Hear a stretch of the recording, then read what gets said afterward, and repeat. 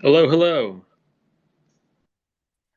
Hey Sean, hello. Thank you so much for joining us and donating your time. We are very happy to finally meet you on a space. We're gonna start in a few minutes. Just give it some time for people to roll in. Sure, okay, no problem. Thank you as well for having me. Really, really appreciate it. Yeah, we're really excited. It's going to be a really great conversation, and we've put together some well thought out questions for the episode.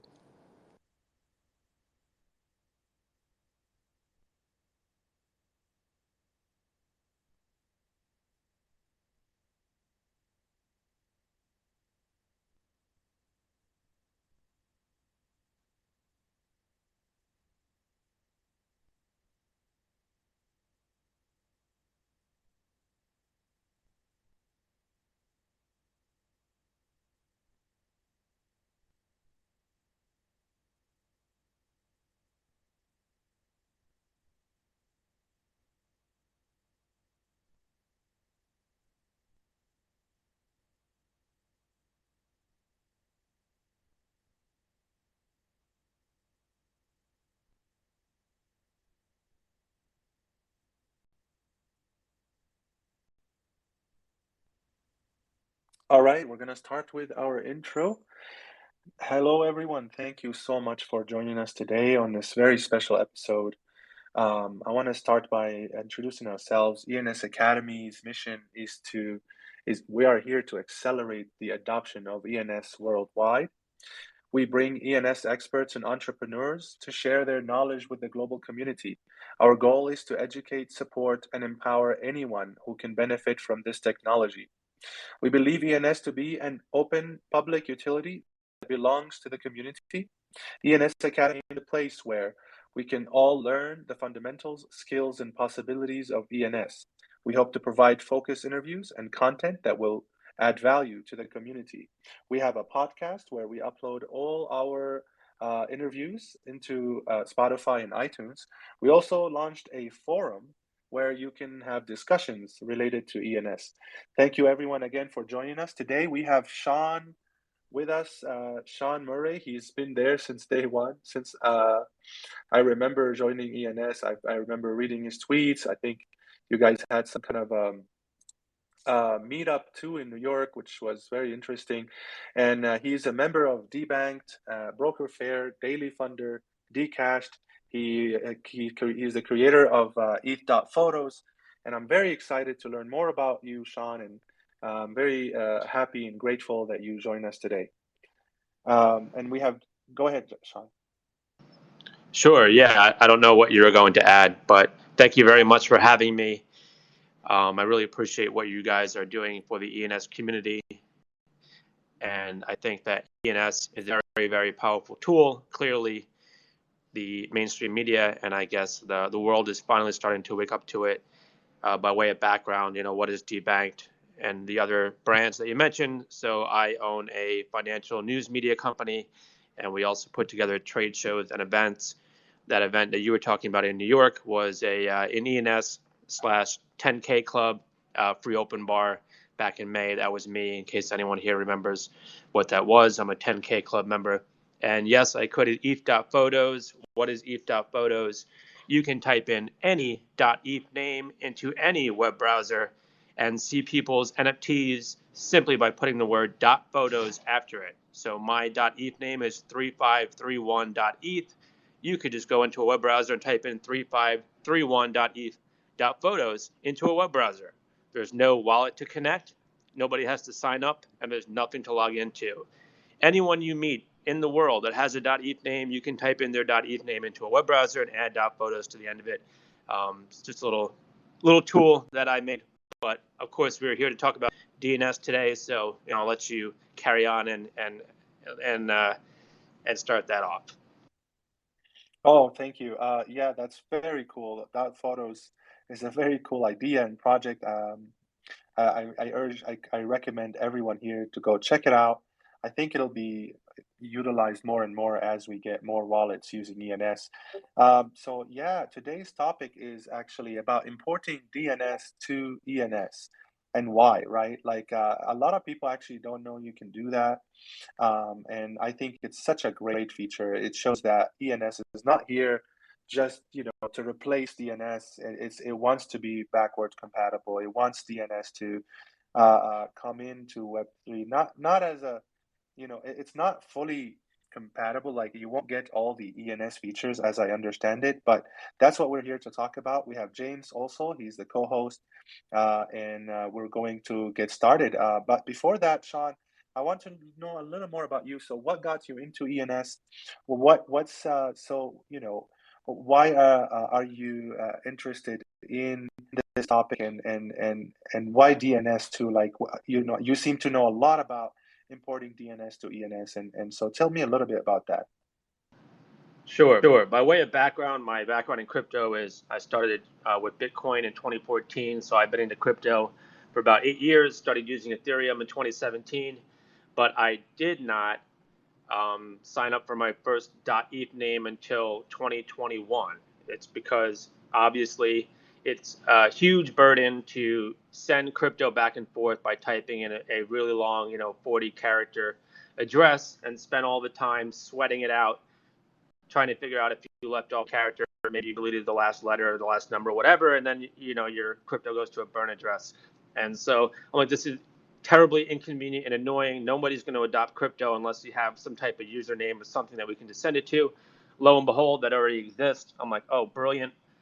Let me get one of these .eth names. And of course, I tried to register my brand. So I own dbank, dbank.com. I've owned the trademark on it since 2014. And I type in dbank.eth, and it's already taken. And I'm like, what? I can't believe this. This is an outrage, yada, yada, yada. And after about a week or so, I called up and I registered my own name. I registered SeanMurray.eth, and I felt a little bit better about it. And I said, okay, now I can just send crypto to that name. So much easier. I really like this. And of course, then I was off to the races with registering other names, other brands that I have, names that I thought would be cool. But I always came back to the idea of I don't own debanked.eth, despite me owning the trademark on debanked. I can't reach the owner. It's the wallet address has been abandoned. The name expires in like a week, which is great. Hopefully no one yoinks it from me, but we'll see. But that is what started getting me interested into the fact that you can import a .com or any Web2 TLD, not just .com, could be anything, any of the 1,000+ TLDs into ENS and get just about all the features you could with the .eth. That is how I arrived at doing that. And I imported debanked.com into ENS, and I said, wow, I can still use my brand on ENS. And that's how I got started on the whole DNS thing. Well, that's great. So okay, walk us through a little bit. Like, what does it mean to import DNS to ENS, and why would you do that? So you said you can get the same benefits of ENS, but let's say I'm a brand right now, and I want to do that. How would I go about doing that? And again, why would I do that? If we're thinking long term as well. Sure, there's a lot of good questions here, and I think the first thing people hear, or they think when they hear about this utility, is that it competes against .eth or it threatens .eth, but it doesn't. I will tell you that first off, I do not think that any average person is going to go out and register a .com domain and go through the effort of importing one when you can just register a .eth. It's a lot easier, and there are advantages to having a .eth. So DNS import does not threaten the .eth platform. I have 100 .eth names, despite the fact that I also know a lot about DNS import. But if you were, let's say, a company or a brand, and you also wanted to import your Web2 domain, I would highly recommend they have a .eth as well. I don't think that any brand can come in and just stick to their .com and just not care about their .eth. I think you have to have both. But if you wanted to import your Web2 domain, your .com, your .net, your .org, your whatever it is, you literally just go to ens.domains, the same website that you register a .eth. It's the same place, same starting point, but instead of typing in a name .eth, you type in the name .com or .net or .org, whatever it is you own. You have to already own the domain for it to work, But once you type it in, it will then take you to the next screen and give you a further set of instructions. But the way it starts is just go to ens.domains, type in the Web2 domain that you already own, and then it will take you to the next step. Okay, and then go ahead, James. Yes, Sean, could you just, if we take a step back, could you give us like a high level overview of what it means to have this option of bringing in your DNS to ENS? Because to me, and I think a lot of people, it's very confusing to understand what are the differences and how this might play out, how it might unfold, and what things will look like. For instance, will every company have both an ENS and a DNS that they utilize for blockchain crypto? Will they primarily use their ENS for sending receiving payments? Like, can you break it down for us? Sure. So some of it is going to be speculation.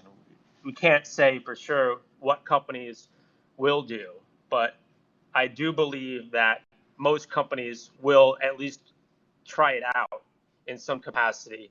There is virtually no difference between having a .com in ENS versus a .eth, except that, of course, one is centralized and one is decentralized. If you import your .com into ENS, it doesn't turn into a .eth. It's still .com. So you are now a .com in the ENS universe, in the ENS platform, and you could send crypto to a .com address just like you could a .eth address. So in that case, it's the same user experience. Of course, if a lot of people are used to using .eth to send crypto, and they send it to a .eth, assuming that a brand has a .eth, and the brand is actually using the .com, well, that's a disadvantage to the brand. I think the brand will probably want to have both.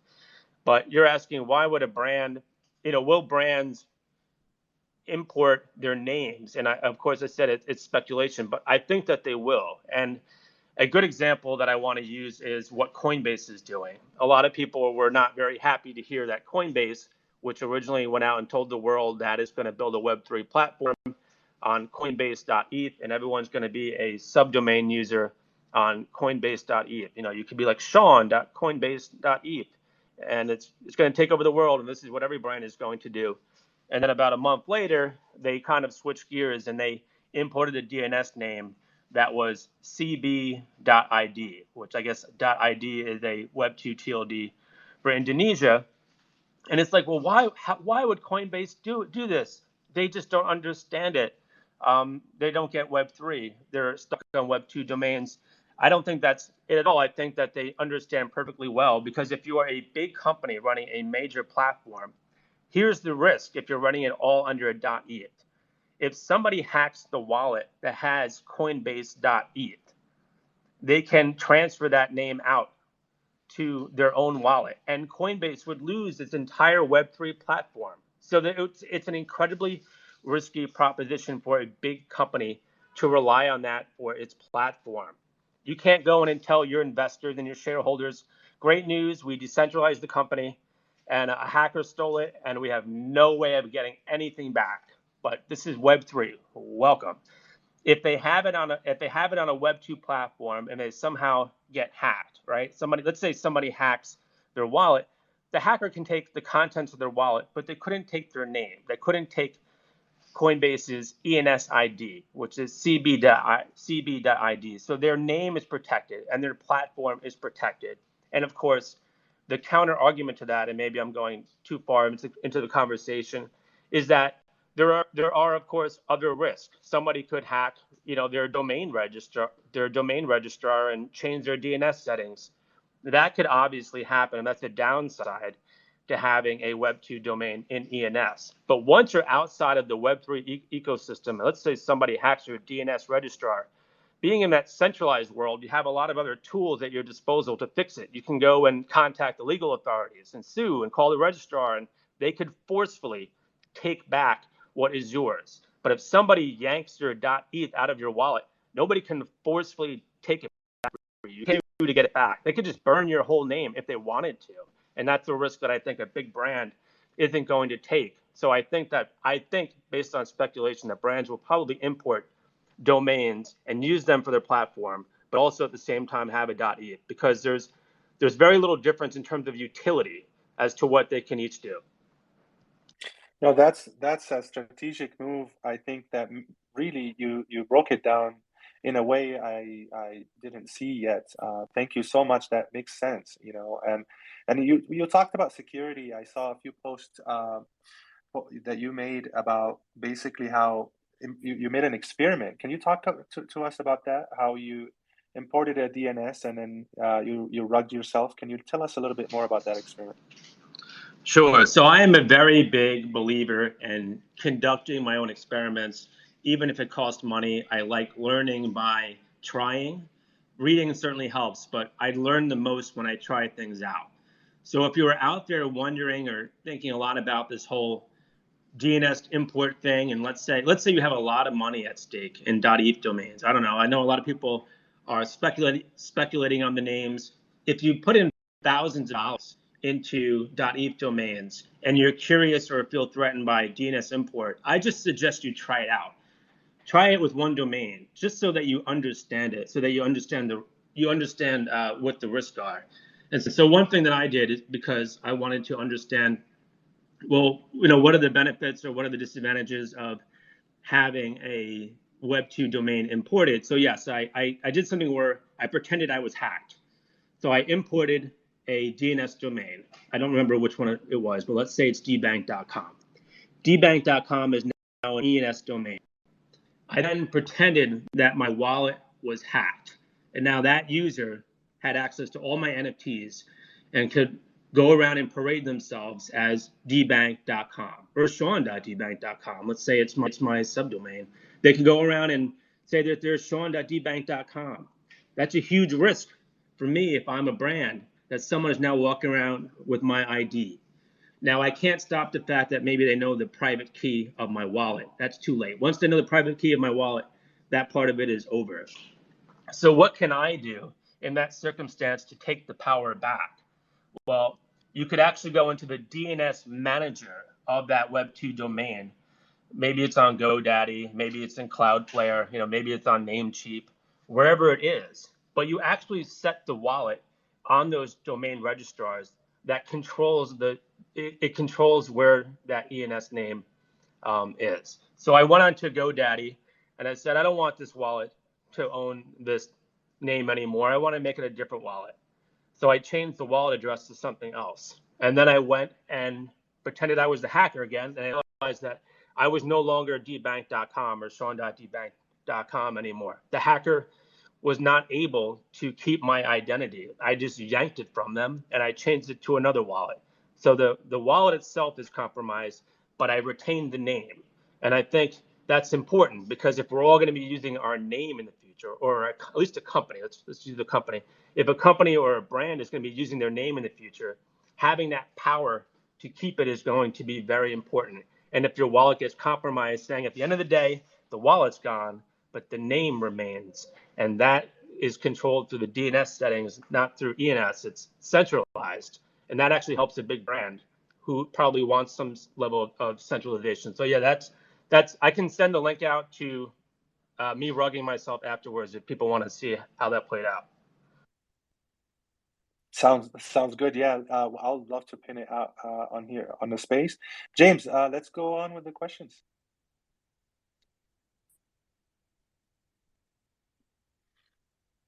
Seems like James, you're up. Go ahead. Can you guys hear me? Okay, great. Okay, here's something I've been really thinking about a lot. Get your take on this. Change is difficult, right? Like we are so accustomed to the way we typically do things. So, for instance, combustion engine cars versus electric cars.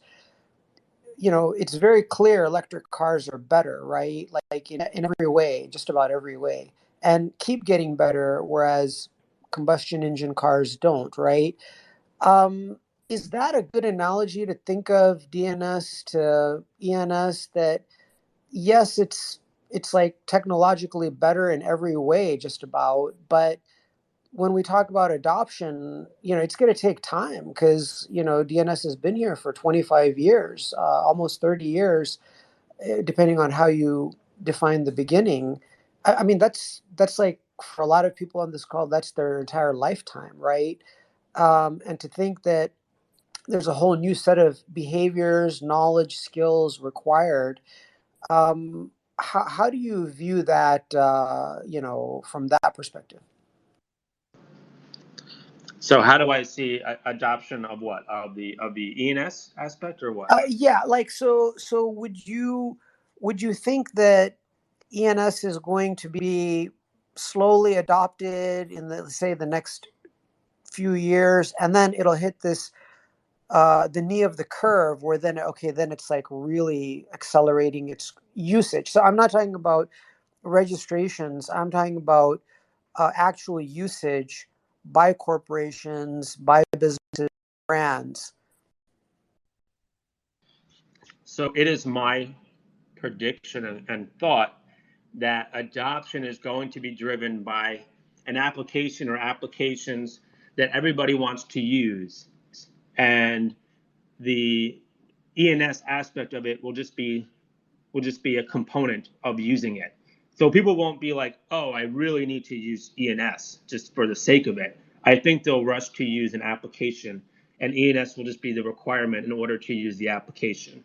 I think myself personally, one of the biggest on ramps into ENS is going to be a photo sharing app, social media, something of that nature, because ENS works so well as a universal username. And NFTs are images. So we have components of other social networks already built in. You have Instagram, which is photos and usernames, and then you have crypto or Ethereum, it's using ENS names and it has NFTs. Once you bridge the gap and you say, if you want to use this network and like your friend's photos this way, here's your username. People just get their username. They won't be like, oh, I'm getting an ENS name or I'm getting a .eth. They're just going to say, this is my username to like my friend's photos or to be on this social network. I think adoption is just going to be driven that way.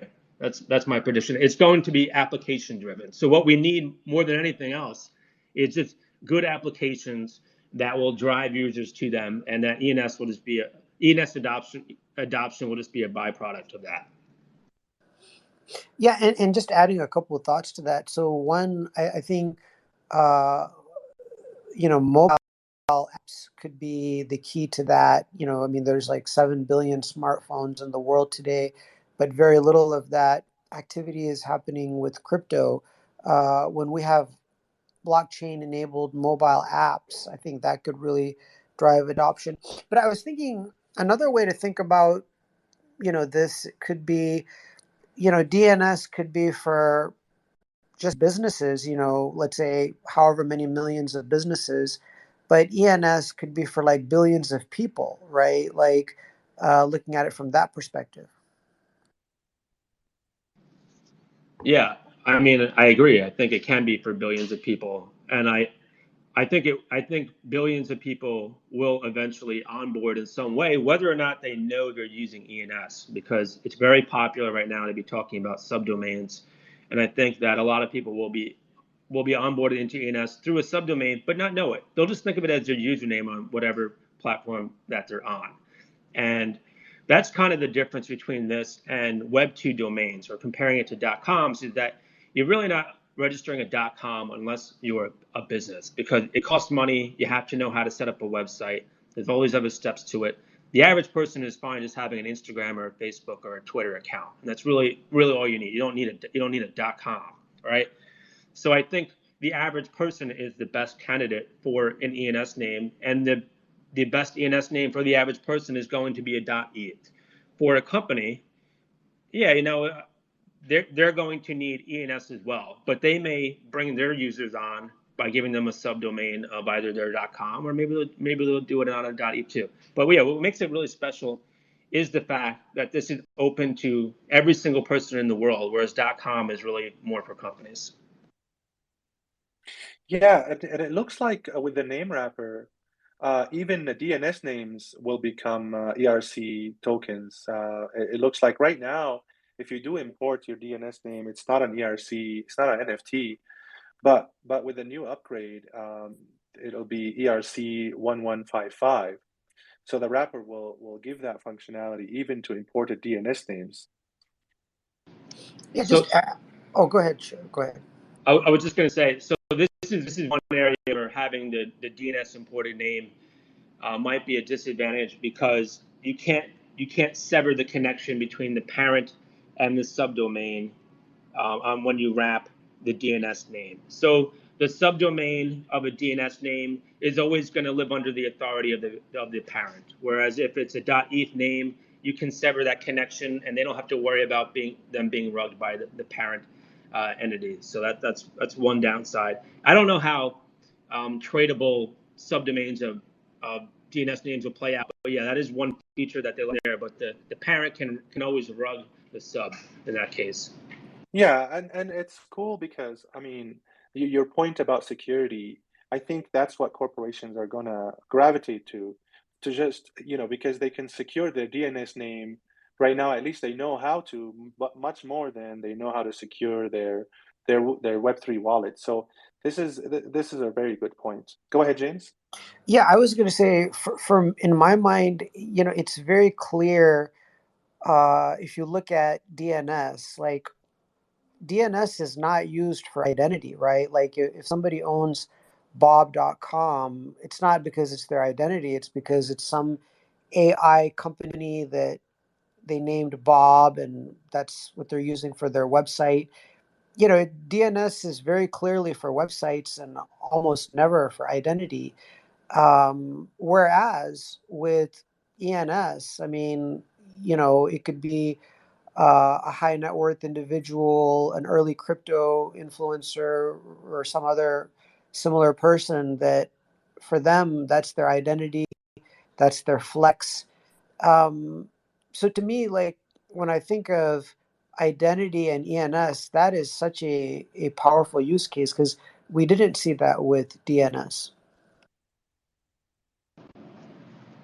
Yeah, I mean, in one way, I would totally agree with you. I suppose if you consider your username on Instagram or on Twitter being connected to the DNS name, that might be one way that one could say, "Hey, this is my identity on a .com." But I guess probably not. Yeah, you're definitely right.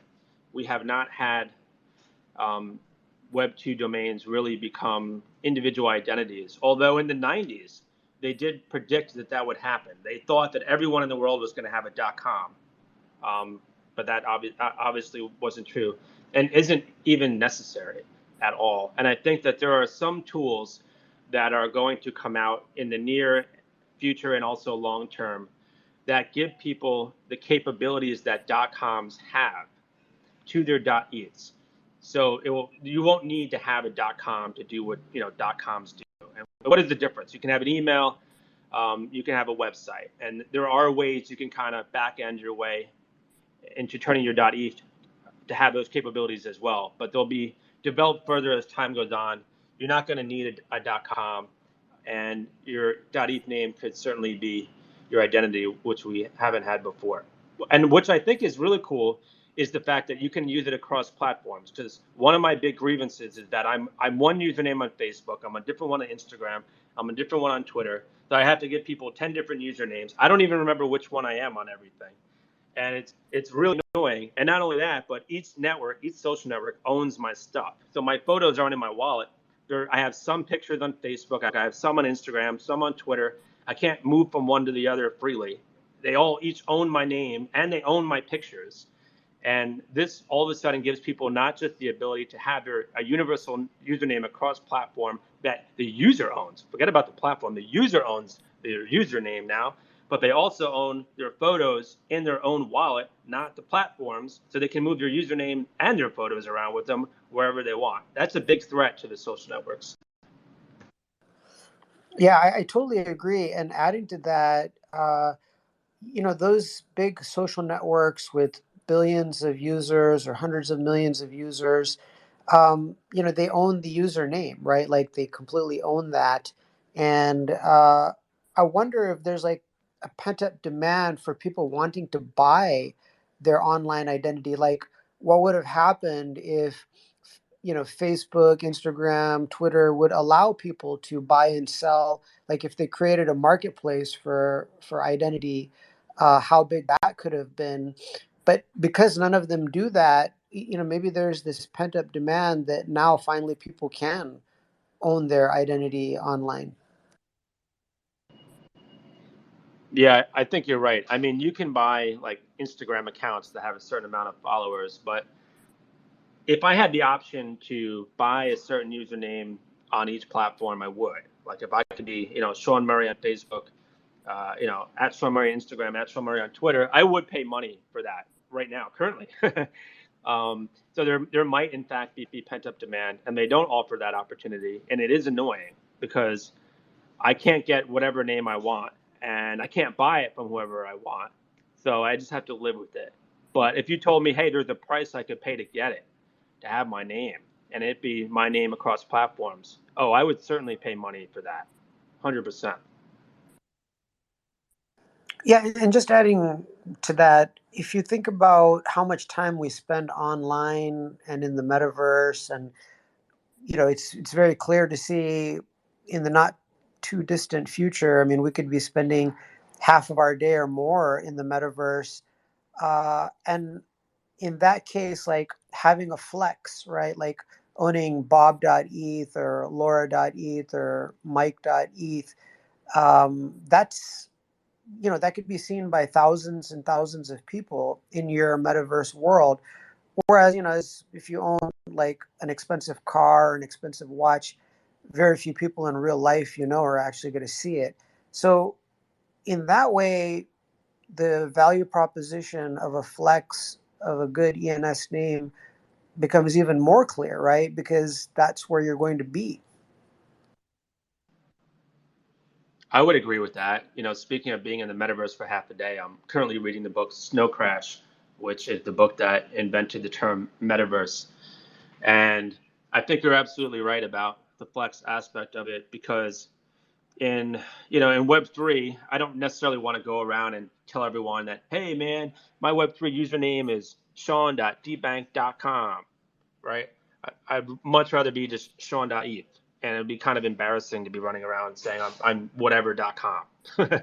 And here I am, someone who's imported a lot of domains. I know how it sounds, I know how it looks, and it's gonna be viewed as if you're someone who's just on some corporate mechanism versus if you really want to be able to show that you have independence, you're an individual, and that you control your own identity on the web. Having that .eth is going to be critical, and having something that's a flex too. Like, I don't want to be Sean 97432A, dash whatever .eth. If I could be Sean .eth, man, that would be unbelievable. I would definitely pay money for it. In fact, I have looked at that name, and I probably have made some bids, although they probably were very insulting to the person who owns it. But nevertheless, would love to be Sean.eth or something short.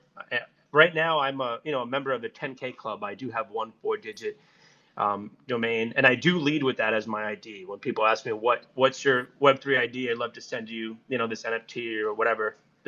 Right now there's something called B cards. They say what's your ID? I tell them I'm 3531.eth. I give them my 4-digit. I always lead with my 4-digit. That's the ultimate flex. I don't tell them, hey, send it to my .com. And if I could be a 3-digit, if I could afford one now, I would certainly be one. Unfortunately, it's a little bit out of my price range. I'm one of those people who didn't understand the value when the 3 digits were minting out. Was lucky to see it and understand it finally when I got the 4-digit. The flex is very important, and I think it definitely sends a signal as to who someone is talking to, just like you said, like a luxury car or something or a watch would in the offline world. Well, yeah, and adding one more thing to that, right now, the market cap of ETH is more than 50% of Bitcoin, right? Just under 250 billion. I mean, think about the amount of wealth in that community, right? Think of the thousands of people who own a lot of ETH, or the hundreds of funds that have massive Ethereum positions, or the countless companies that have a lot of ETH. There's just so much money. And where would they spend that in the metaverse, right? Like some of it will come into .eth, right, into ENS. And that's why when people ask me, why are you so bullish? It's one of the first things that comes to my mind, because you have all this wealth, most, which is relatively newly created. But then you've only got a small number of really good ENS names, right? The number of bad ENS names is infinite. So I look at it from that perspective. Yeah, that's a good way of looking at it. For me, I am usually a very conservative investor. Many people know that I, at least until a few days ago, famously did not buy JPEG NFTs. Unfortunately, with those ENS maxis, I got a little bit carried away. But I historically, have not bought NFTs. I understand the value of NFTs, but I really wasn't into the JPEG aspect. But I looked at ENS like this. This is how I looked at it last year. I said, what's the value of one of these things? And I realized that if every single one of you and every single ENS user stopped using a .eth, nobody had one except for me, that it would still be valuable just to me, because I'm not going to go back to telling people send crypto to my 42-character random address. It still doesn't make sense. I still need to have the .eth. It's still better. It's still better for me. It's still better for other people. So if none of you use .eth, I'm still going to use it. And if I could have the best name, that possible, it's going to be even more valuable to have. So that's where the inherent value of .eth comes from in the entire NFT universe. So if you are, like you said, there's this money floating around in crypto market, I think JPEGs are infinitely less stable than .eth names are, because there's legitimate utility to .eth, because even if nobody used it in the whole world except for me, it's still very valuable to me. Absolutely. That's a great point. And also, like you mentioned, you're part of the 10K club. There's the networking aspect of that and the community aspect where I anticipate so many communities just rallying around a certain .eth and having subdomains where using your subdomain or using your like your 10K number, you are now connected to this private group where you can meet others that are like-minded, and I anticipate as companies realize that they can import their DNS name to .eth, we're going to have this influx of hundreds of thousands of companies doing the same thing, importing their DNS and trying to utilize the utility that's embedded into that feature, and it's powerful. We just don't know yet how it will unfold, and we're so early that we're talking about how to do it, but in the future I think it's going to be a no-brainer for companies, especially with what it will unlock for them in Web3. So I have probably an unpopular opinion, and that is perhaps it's better to lead with DNS import to brands to get them into ENS, because I've seen how poorly some of these conversations have gone with brands. Like, hey, do you want your .eth? And sometimes the brand, they almost take pride in resisting it. Like, it's like, I don't want it because everything works fine. But if you lead with the value proposition of, hey, did you know you can enhance the value of your .com? You could add all these other features to your existing .com. I'm not trying to sell you anything. I'm not trying to convince you .eth is better, but you can actually enhance the value of your .com. You're just going to rope them into the ENS ecosystem. That's what's going to happen. And once they get in and understand it, they're going to say, oh, wait a minute, I need one of these .eths too, because otherwise people are going to confuse me, and they're going to interact with the wrong name. So tell them that what they have is already awesome, and if it could become more awesome if they import it into ENS. And the cool part about importing a domain into ENS is that it doesn't affect the website or the email addresses on the platform. It's not like, hey, if you convert a domain to ENS, the website is broken. No, it doesn't impact it at all. Tell a brand that they can enhance the value of what they already have. They don't need to change anything, but all of a sudden they can be a Web3 ID as well. For them, for their users, they can be cool. And once they're into the ENS ecosystem, they're gonna say, wait a minute, I really need the .e. Let them arrive at their own conclusion. Make them feel special, because some of these interactions, they go so poorly, and I think what happens is the brands actually start to want to resist you, and it delays their inevitable adoption, because it is inevitable. But it's kind of sometimes that first interaction could poison the well for them to say, I don't want to deal with these .e people. I refuse to buy my domain, or I refuse to buy my name. But if you do it the other way, I think that you will have a lot more brands adopt your .e because they decided it was the best thing for them. It was their idea. Yes, that's exactly what I was alluding to. Once they realize what it will unlock them, it's a no-brainer. And for those who just joined us, we're talking about importing DNS to ENS. If you didn't know, you can do that. I'm gonna give you a little summary of what we talked about. You can actually to learn about how to do this. I went ahead and pinned an article explaining step by step how to do that. First of all, you have to own your .com or your TLD, whatever it is. Actually, it doesn't have to be just .com. And then you go to ENS.domains and find the name.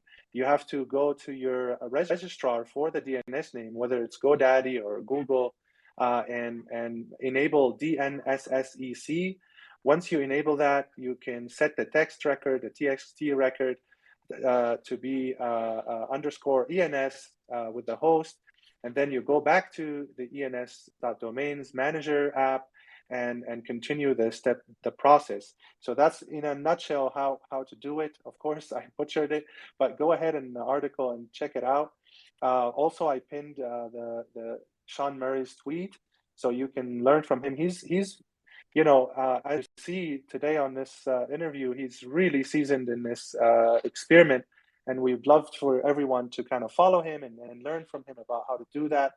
But yeah, we also want to open it up for the community. So if you have any questions, please request right now. We have about 10 minutes left before we end the space. Request so you can ask Sean your questions. Back to you, James. Yes, I wanted to ask how might corporations determine how much to pay for an ENS name?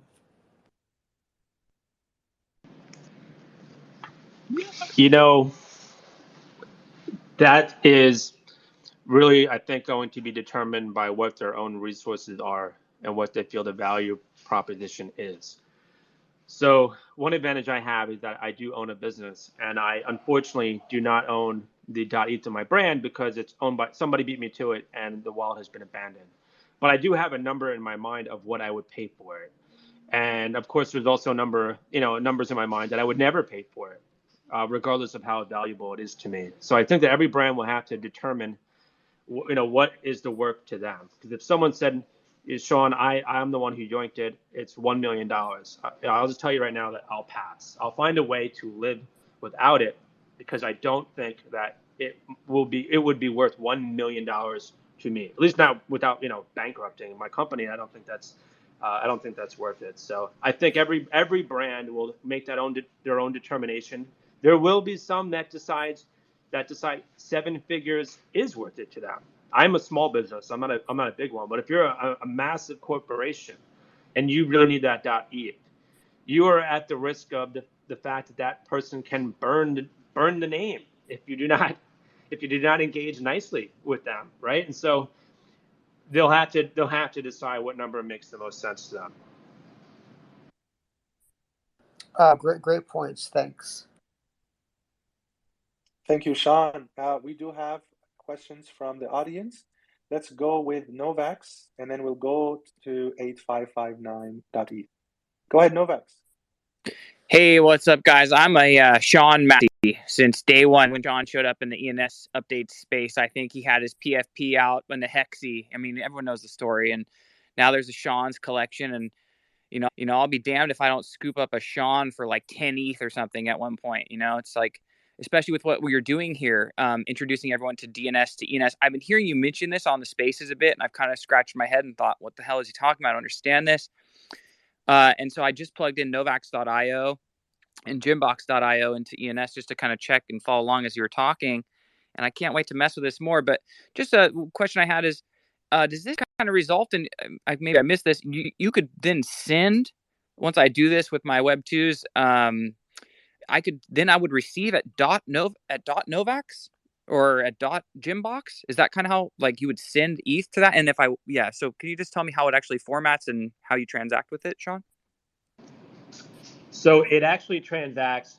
It doesn't turn into anything. It just becomes ENS enhanced or ENS accessible. So you would send crypto to the actual domain. So if you own novax.io, that becomes your Web3 domain. It doesn't become novax.io.eth or something else. You could send crypto to novax.io. And you could also make subdomains of it. You could be novax.novax.io in ENS or any other version of the name. Wow, thank you. Wow, okay. And then ENS now will just run that through their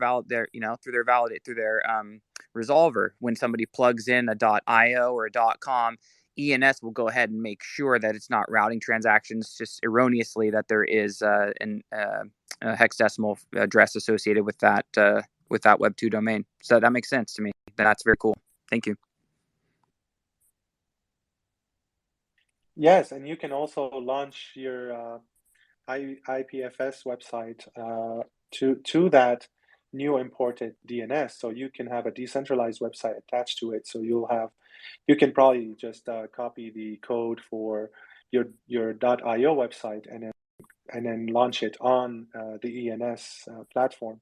So and then let's go to 8559. Go ahead. Hey, thank you for having me. Sean, what's good, my guy? Also, congrats on the sale. I'd love seeing that. Obviously, we've talked a couple times, but I think one thing, and you somewhat touched on it, is with helping these businesses kind of come through via DNS.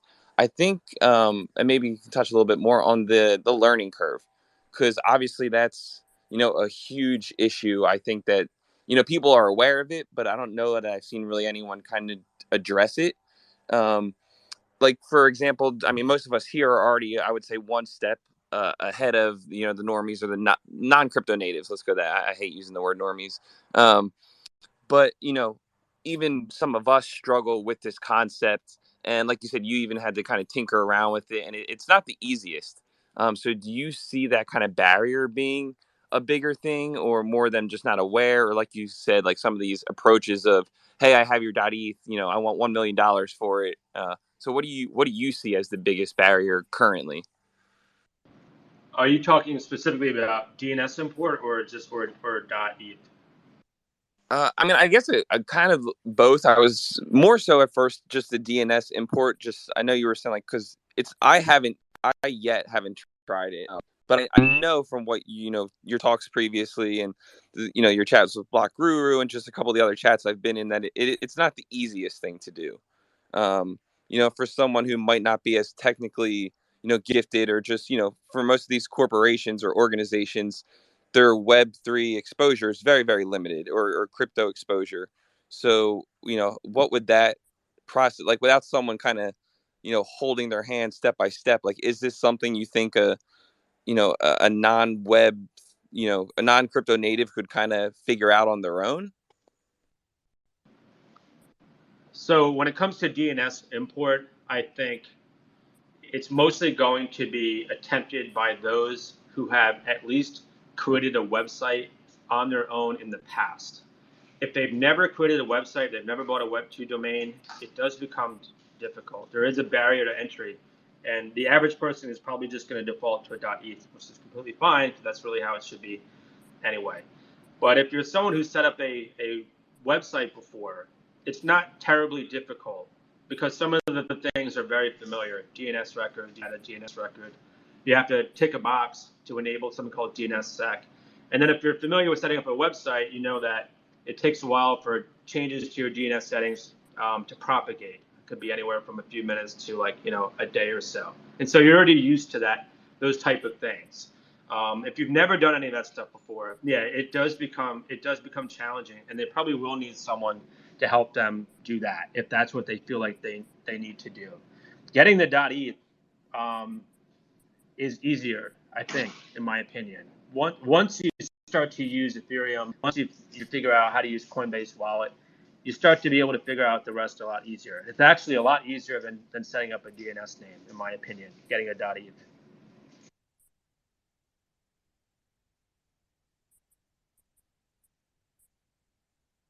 Thank you. And we have last question, Lucky or Lucky. Go ahead, Lucky.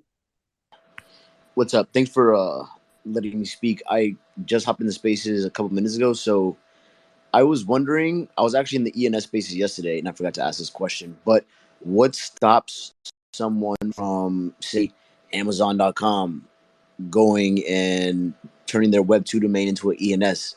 Is it because someone already owns Amazon.eth they're not able to, or are they still going to be able to turn their .com domain name into an ENS name?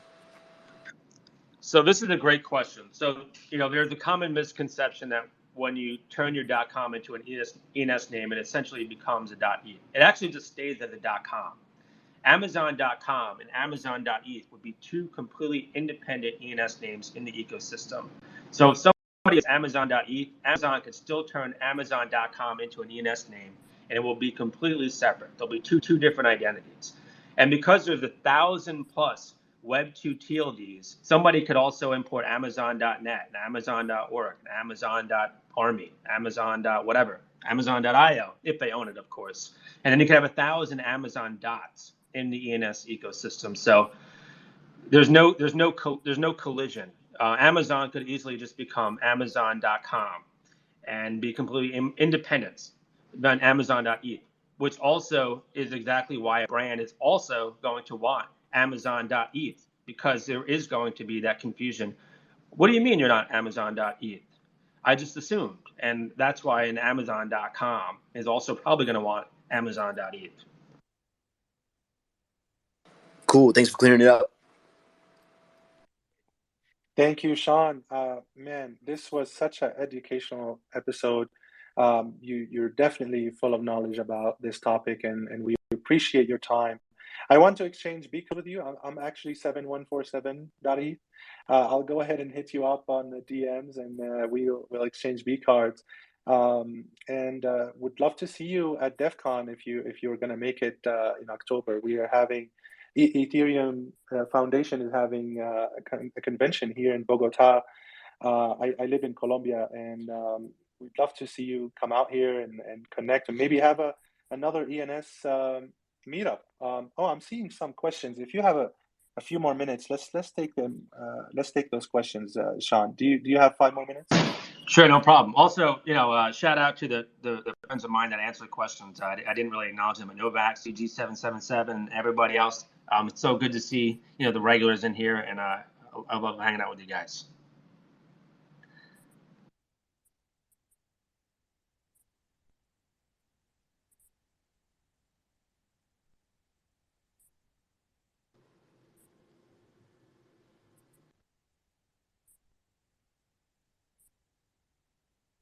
Just chills. Hi guys, how are you doing today? Are you guys able to hear me okay? Yes, go ahead. Awesome. Well, first of all, thank you for hosting this space. I came a little late, but I felt like there was a lot of data that a lot of people need. And this is something that, you can try to find on YouTube and stuff, and it's not just being shared the way it is being shared here. So, it's kind of important where we got to go ahead and share with people that at least there are some good sources, like the individual here, like Sean. So Sean, thank you for your time, man. This is the first time I'm actually getting to hear you, and I just want to say thank you, man. I'm not sure if we're able to connect because of this. It'd be an honor, because I do have some specific questions. And there's not just one, it's like one after the other, and I don't want to take anyone's time right now. Maybe I can come on time next time and then ask them the right way, the ethical way. So this way I also respect your time. So, for now, I'm just going to say thank you for hosting this space, ENS Academy, and Sean for answering these questions, man. But, I look forward to coming back and, asking these questions. So thank you for your time. Sure, and feel free to DM me if you have any questions. I'm around. Thank you, Sean. We'll definitely do. Thank you, Just Chills. Actually, we will upload this to our podcast, so you can actually listen to it again. And let's go to deadstock.eth. Go ahead. Yeah, hey guys. Honestly, I think Josh Shields left it on a really good note. I also kind of hopped in at the end, so I think I'm gonna save my topic for another day. Somebody brought up like Amazon getting into like domains or whatever, so I was thinking about maybe like a new platform created with Ethereum domains, and like how you guys might think they would compete with ENS, but I have my thoughts, and maybe we could talk about it another time. So yeah, thanks guys. Thanks for the love. Thank you, guys. Thank you for joining us today. Thank you, Sean, for all the alpha. We definitely learned a lot. I mean, you explained the Coinbase situation very well. Like, it's more secure to import your DNS for corporations. I think that point has gone forgotten, and it's really important to understand. But yeah, we're very grateful to you. We'd love to have you in another space. And with that, I'm going to end the space and let you guys know we are having another space next week on Monday, 12 p.m. CST with ENS Vision to talk about their marketplace updates and new features that they're launching for the community. We had before they launched their marketplace actually early on. And now I would love to hear more about their success with the marketplace, that get some of the data that they're collecting and understand how the ENS community is interacting with their marketplace. So, yeah, Sean, any last? My last words are thank you very much for having me. I appreciate all that you're doing. Thank you, James. And if I can make it out to that event, I will certainly do my best. And so thankful and grateful to be part of a great community. Perfect. Thank you, and thank you, James. We'll see you guys all on our next space. Hey, thanks, guys.